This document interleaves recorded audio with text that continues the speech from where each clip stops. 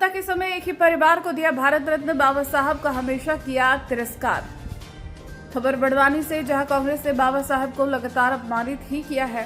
कांग्रेस ने बाबा साहब को ना तो संविधान में और ना ही लोकसभा में आने देना चाहती थी और ना ही उन्हें भारत रत्न देना चाहती थी और देश की जनता को सिर्फ बरगलाने का काम किया।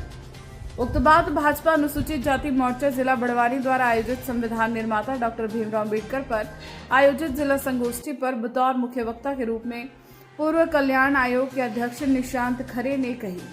आगे उन्होंने कहा कि आज प्रधानमंत्री नरेंद्र मोदी बाबा साहब के सिद्धांतों को लेकर लगातार काम कर रहे हैं और भाजपा का संकल्प है कि भारत का निर्माण बाबा साहब के सिद्धांतों के अनुरूप हो।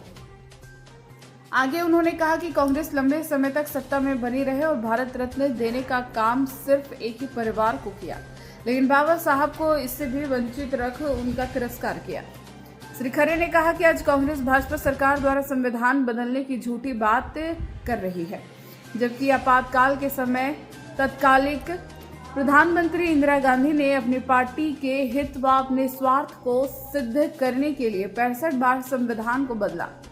इसके उलट भाजपा ने जब भी संविधान बदला, देश और राष्ट्र हित के लिए बदला। धारा 370 इनका ज्वलंत उदाहरण है।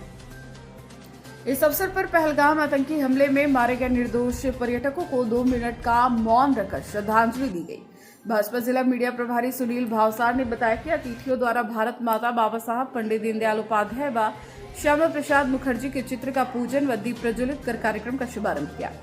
इस अवसर पर जिला अध्यक्ष अजय यादव ने बाबा साहब के जीवन चरित्र पर प्रकाश डाला और उपस्थित कार्यकर्ताओं से भाजपा संगठन से प्राप्त दिशा निर्देशों का पालन करने का आह्वान किया तथा आगामी कार्यक्रम की रूपरेखा बताई।